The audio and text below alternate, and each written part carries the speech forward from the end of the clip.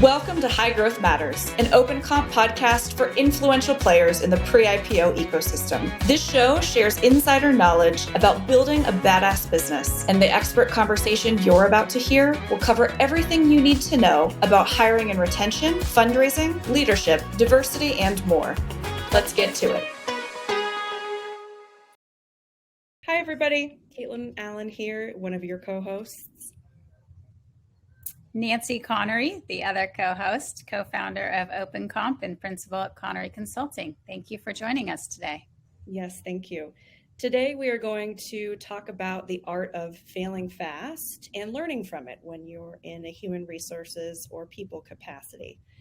The venture-backed ecosystem is intimately familiar with that term, the importance of failing fast, especially in times of economic uncertainty, just so long, of course, as we all learn from it. So in this conversation, we are going to talk with serial executive in human resources, Jessica Marucci, who will share with us the top lessons that she's learned from her decade plus at DigitalOcean as it scaled from 5 to 500 employees, first in the role of finance manager, then director of employee experience. And lastly, we'll dive into what she's doing differently and the same at Catalyst Software in her role of VP of People and Places. Thank you, Caitlin. Thank you so much for being here, Jessica. We would love to start off with a fun fact about you. Call it one or two things most people don't know about you. I would say the first is a layup for me, but commonly misconstrued. I am Lebanese. I'm 100% Lebanese, which is extremely rare. We did a 23andMe with my family, and I'm literally 100% Lebanese. It's the most boring 23andMe you've probably ever heard of. And I decided I had to be in tech in high school in order to go to a high school that I wasn't zoned for. And I swore I would never be in front of a computer my whole life. Fast forward to here I am, not necessarily an engineer, which is what I would have been aspiring to be at that point, but I'm still working closely with engineers and tech and, shockingly, in front of a computer for the rest of my life. Aren't we all? Yeah, I was going to say, if your days are anything like ours, I think all three of us are in front of a computer all day, almost every day. Exactly. It was just a funny misconception in high school, like what you think you want to do and how you end up here. And obviously the world transitioning to all in front of a computer has been the big change too. Well said. We've already heard a little bit about your background, Jessica, but Nancy and I were wanting to ask how someone gets promoted from finance manager to director of employee experience. It was a hat that I always wore. Very early on in a startup, just like probably everyone that's listening to this might have even had the same experience. You're wearing every single hat that's possible. And it was very easy for me to roll up my sleeves and just do whatever was necessary to be done at the time.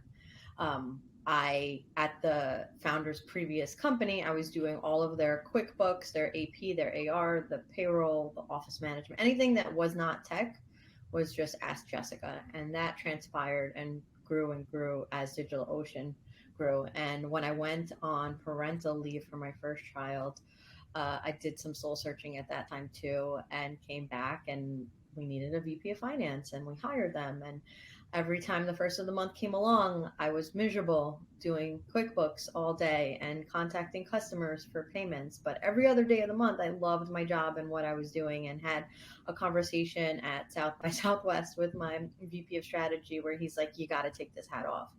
You're going to get replaced if you don't, because the company's doing very well. And we need a true and real finance person, a CPA, someone with a finance background, not just someone to do the books here. And what we really need you to do is take on employee experience exclusively. That's where you thrive. That's where people come to you for. That's where you've had the largest improvements and growth in the company. And people feel and enjoy the culture that you've built and been a part of building. Take off the finance hat. What an incredible manager. He wasn't even my manager. He was just a VP of strategy having a brunch after like our big party. And I went home and cried and I was like, they're going to replace me. And he's like, my husband was like, that doesn't sound like they're going to replace me. It sounds like if you stay in finance, you're going to get replaced. They can't replace you on people. And that's what I did. Took off the hat, passed it on to true finance people, got to do what I loved and did very well at 24/7. And I think my career completely changed at that point. And we are so excited to dive into some of those lessons.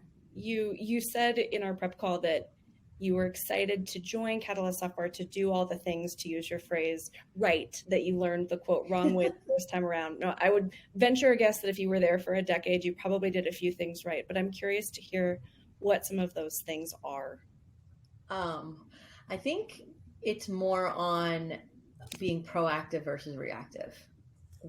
As we were growing and building a company that was just scaling extremely rapidly, we kept running into walls of what people wanted, what people needed, what they didn't have. And I knew coming into Catalyst that I wanted to build it before it was asked from us. So perfect examples being levels, feedback cycles, compensation bands, things that you take for granted when you're in conglomerate monster organizations or the Googles and Microsofts of the world. They already have all this stuff planned out, and that's what you're signing up for.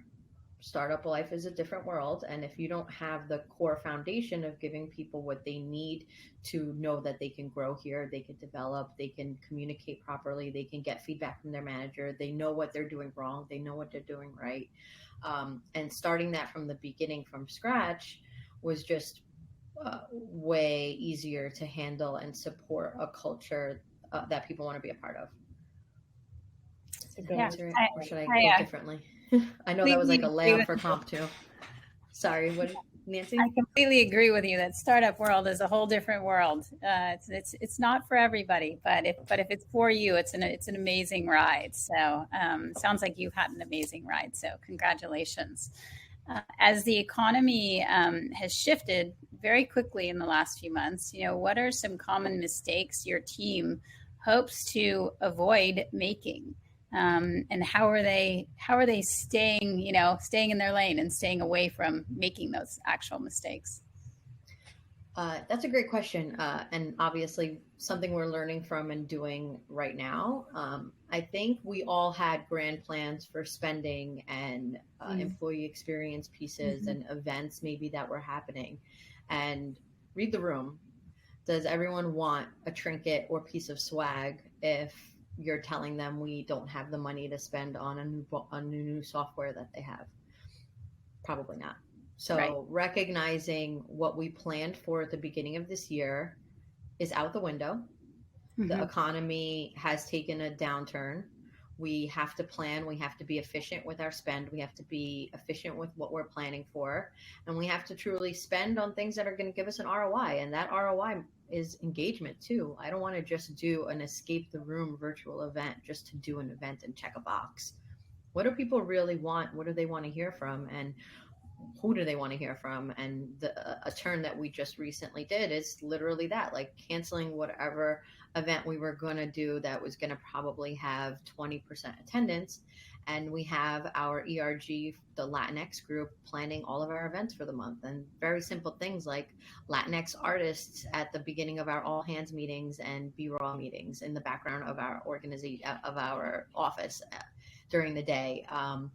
Doing a Latinx 101 or a Q&A during one of the lunches with some employees that volunteered to do so. That's the stuff people want to hear and who they want to hear from, what they want, how they want to spend their time getting to know other employees versus just doing virtual events to do them. Yeah, fascinating. I had a conversation similar but different in that whole vein this morning around, how do we bring L&D internal instead of hiring the external vendors? And, what is the value in reading the room and just the very messages that you succinctly brought to top of mind as well. And unfortunately, those are the things that came up because of the economy and the downturn. It would have been a quarter from now looking back on, why did our attendance drop, or what are we doing the right stuff still? And just because we planned this 3 months ago, should we still execute on it? Like, do people care about the same thing they cared about 3 months ago today? So keeping things fresh and relevant, I think, is really important. Yep. And no, they don't care about the same things, point blank. Well said. Boards don't even care about it, according to my entire network. Like everybody's kind of feeling a lot of whiplash from what the industry is telling us, what it's like to be in SaaS right now, and what the board directions are, and preparing to buckle down for the end of the year or beginning of next year. Yeah. Interesting. So events, swag, those are both off the table. What are the other things that are top of mind for you? Is retention up there? Yeah. So that was like number 5. I made notes for myself here too. Retention is huge, and you want to be able to retain, especially your top performers and high potential employees. Communication and open comms with everybody all the time. So for every organization, that's going to look different. For me, I'm doing surveying right now. In addition to, I'm fortunate enough to have a business partner on my team that's actually going out there to talk to employees.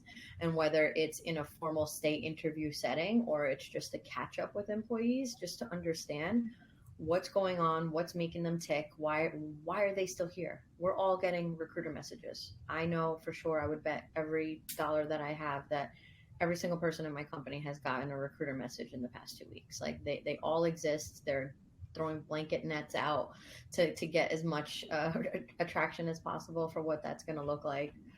What's keeping you here? And having those conversations very regularly and what it entails. And don't let it just be a conversation. Put some action behind it.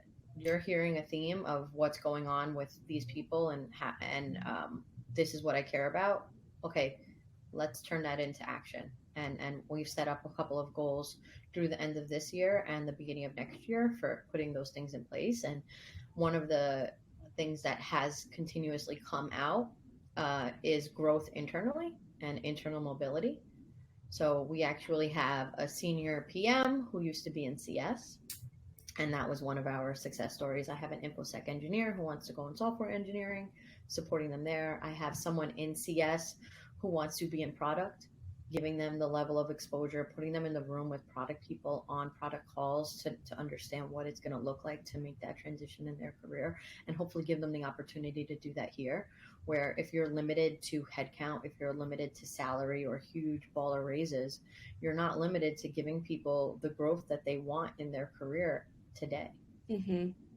Yeah, that's when we've heard from our team too about growth internally, wanting we're in the process of putting together our leveling framework, so I think that it'll help for part of that, but wanting training and opportunities for learning and growth, the exact same. And I heard this morning from someone on my team that he was helping a friend over the weekend look for a position that's the same as the one that he has, and he did a deep dive into how compensation has shifted since he was hired last year, and it's changed pretty dramatically too. Which was I knew that conceptually, but it was a very close to the heart moment, shall we say. People also care about things differently now post-COVID. So I would answer this question completely differently in 2019 than I am now. But specific to compensation, looking at the full package, I'm getting a lot more people assessing healthcare and benefits than I ever have before. And there's 2 levels to it. One level is obviously a post-COVID world where people have had to use their healthcare and they know what kind of impact that it has on their dollar and what they care about. And then the other side is targeting more mature employees who are later stage in their career, who are factoring in healthcare for their children. My kid needs braces, and how much is that going to cost me? Or when I'm going for all of these checkups very regularly with multiple children or my spouse who cares about it, like how is that going to matter? So going upscale on experience usually ties to a bigger factor on comp as a whole, looking at the package entirely. And what does a work-life balance look like? Everyone talks about it. What does it actually mean in practice at Catalyst? And how do we encourage people to shut off at the end of their day or take off regularly to make sure that they don't burn out? How do you weave in the work-life balance? I mean, I think it's fascinating in this post-COVID world that some of the barriers have been broken down. You know, most people work from home now, and how do you encourage people to shut it off and have that separation? Vocalize it from the top down all the time. is definitely one aspect, where my CEO is the first person who he went to Italy and he shut down. I'm not available. I'm on PTO. I'm with my wife. And that might mean that he went really hard a whole month leading up to it, making sure he's tying all ends. Everyone has what they need, how they're completing, where we're going to be, what's the schedule look like. This is in my absence, what you're going to need.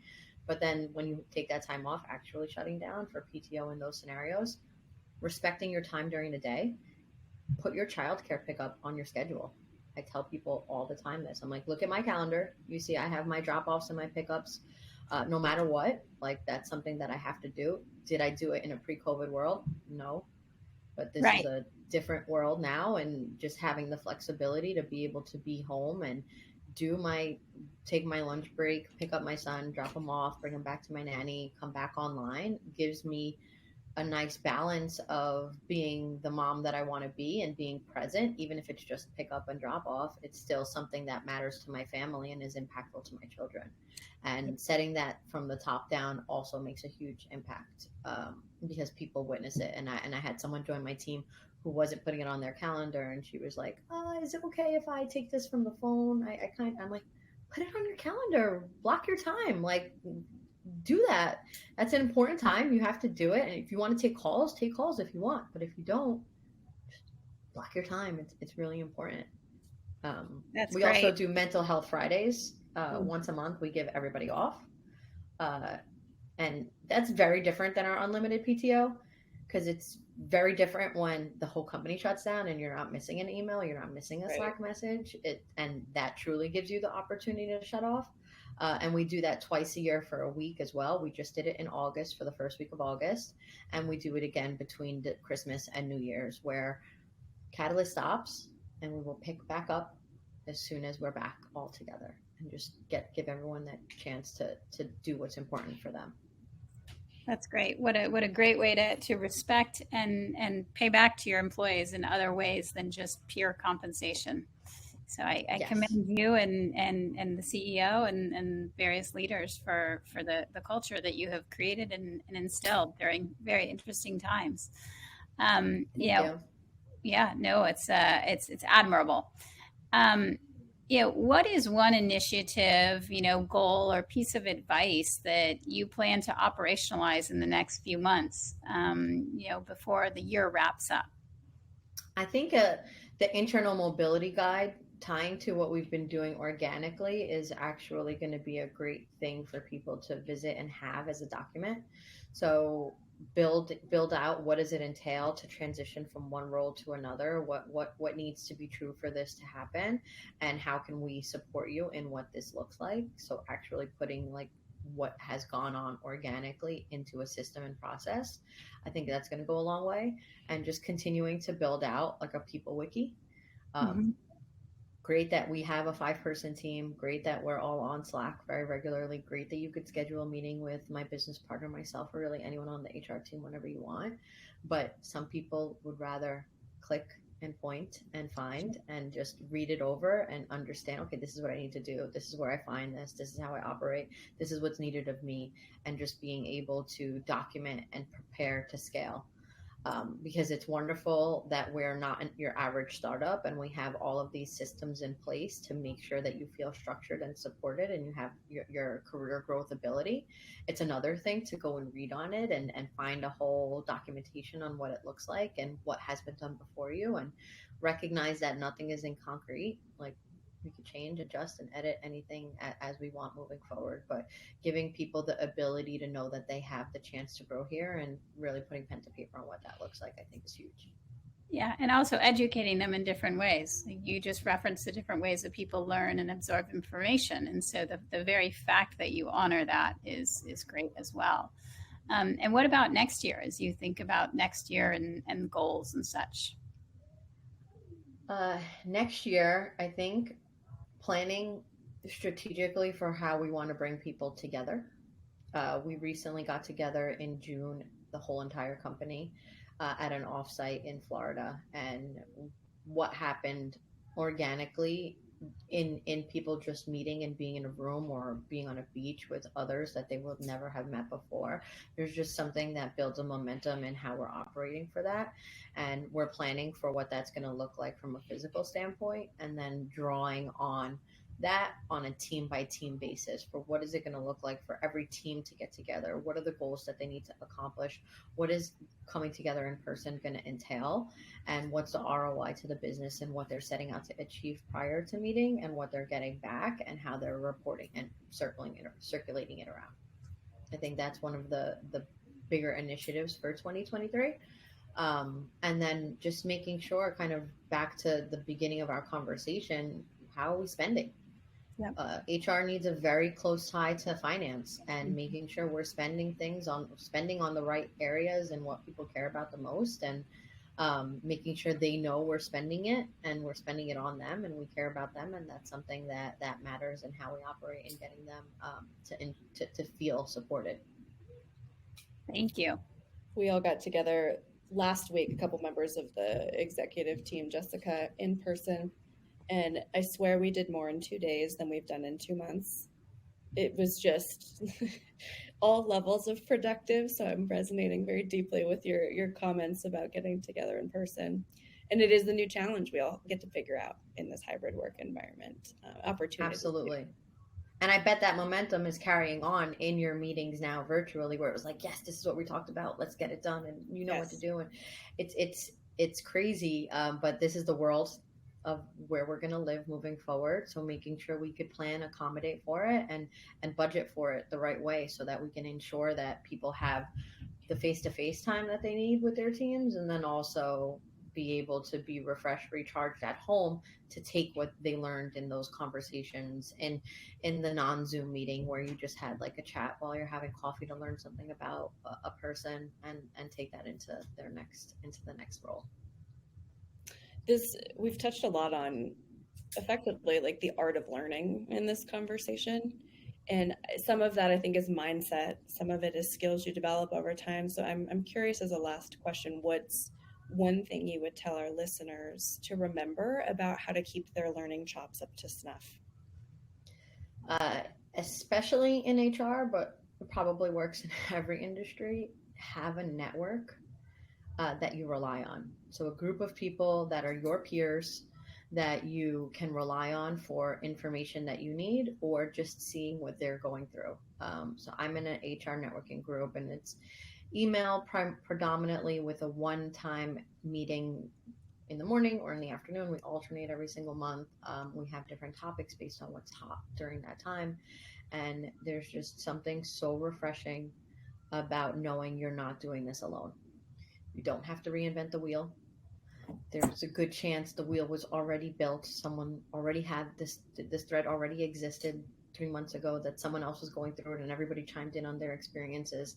And I find myself reading threads that have nothing to do with me, that I have not experienced yet, just to learn this is this is how other people are operating, this is what they're doing, this is how they reacted to it, and seeing the different ways that people responded and then I'm like Googling their organization, how large is their company, that this is what they did, and oh, this is remarkable. And like I'm like on LinkedIn researching, going down rabbit holes in a much better way than going on an Instagram rabbit hole, going on a LinkedIn rabbit hole to figure out what this company did and how they responded to this crisis, is the best way to learn. And knowing that you're not alone is huge, especially in people. My former boss at DigitalOcean used to tell me, like, it's really lonely at the top. You have to have a team you trust and a team you care about, like, because when you're a leader in HR, some people never get past you being the HR leader, and they're not going to be your friend. They're probably being fake.